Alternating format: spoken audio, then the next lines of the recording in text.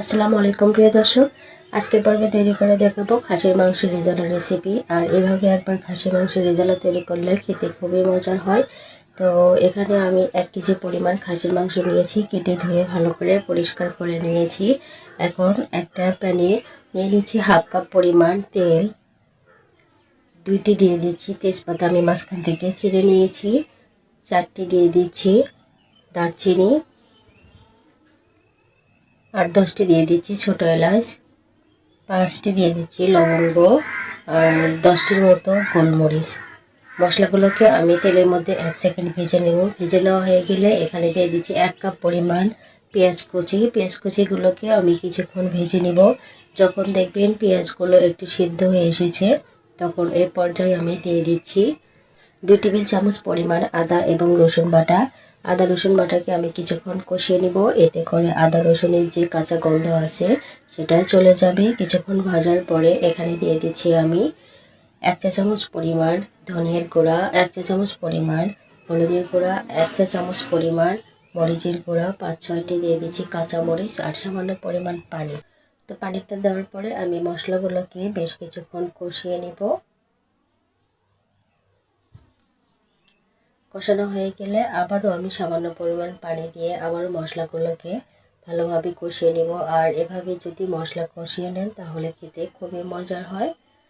মশলাগুলো কষানো হয়ে গেলে এখানে আমি মাংসগুলো দিয়ে দিচ্ছি। মাংসগুলো দিয়ে মশলার সাথে আমি ভালো করে মিশিয়ে নিচ্ছি।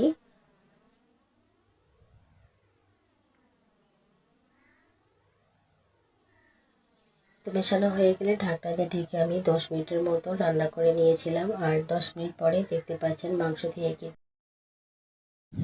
তো মাংসগুলোকে আমি ভালোভাবে নাড়াচাড়া করে এখানে দিয়ে দিচ্ছি স্বাদ মতো লবণ।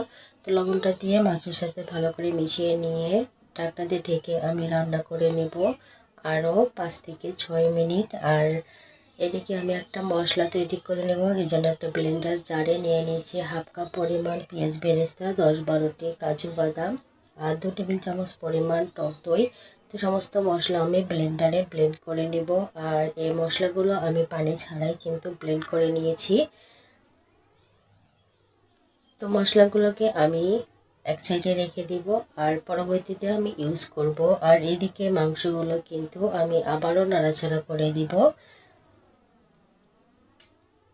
তো চুলার জালটা কিন্তু আমি লোতে রেখে আমি এই মাংসগুলো সেদ্ধ করে নিচ্ছি। তো দেখতে পাচ্ছেন মাংসটাই কিন্তু আর তেলটাও কিন্তু উপরে ভেসে উঠেছে। তো মাংসগুলোকে আমি নাড়াচাড়া করে এখানে দিয়ে দিব আমি 1 কাপ পরিমাণ গরম দুধ। এখানে যদি আপনারা দুধটা না ইউজ করেন তাহলে কিন্তু 1 কাপ পরিমাণ ফুটন্ত গরম পানি ইউজ করতে পারেন, তবে দুধটা দিলে খেতে বেশি মজার হয়। তো ঢাকনাতে ঢেকে আমি রান্না করে নেব আরও 5 থেকে 6 মিনিট। আর 5 থেকে 6 মিনিট পরে দেখুন পানিটা কিন্তু শুকিয়ে আসবে। তো এই পর্যায়ে আমি দিয়ে দিব যে মশলাগুলো আমি পেস্ট করেছিলাম, সেই মশলাগুলো দিয়ে দিচ্ছি।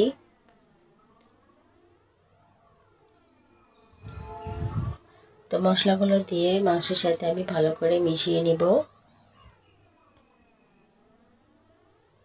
আর পুরো রান্নাটাই কিন্তু আমি পানি ছাড়াই মাংসটা সেদ্ধ করে নিয়েছি। তো এখানে আমি দিয়ে দিচ্ছি 1 টেবিল চামচের মতো কিশমিশ, 3টি আলু বোখরা, 1 চা চামচ পরিমাণ। মাংসগুলোকে আমি নাড়াচাড়া করে ঢাকনাতে ঢেকে চুলার জালটাকে একদম লোতে রেখে রান্না করে নেব আরও 5 থেকে 6 মিনিট। তো 5 থেকে 6 মিনিট পর ঢাকনাটা খুলে নিচ্ছি। নিয়ে দেখতে পাচ্ছেন তেলটা কিন্তু উপরে ভেসে উঠেছে, আর মাংসটাও কিন্তু একদম পুরোপুরি সিদ্ধ হয়ে গেছে। আর রান্নাটা কিন্তু একদম হয়ে গেছে। এখন আমি চুলা থেকে নামিয়ে নেব। তো চুলা থেকে নামিয়ে একটা সার্ভিং ডিশে নিয়ে নিচ্ছি। তো এভাবে যদি একবার এই রেজালা তৈরি করেন খেতে খুবই মজার হয়। আর এভাবে আপনারা কিন্তু শুধু খাসির মাংস নয়, এভাবে গরুর মাংস এভাবে কিন্তু রেজালা তৈরি করতে পারবেন, খেতে খুবই মজার হয়। তো ভিডিওটি ভালো লাগলে লাইক, কমেন্ট, শেয়ার করবেন। আল্লাহ হাফেজ।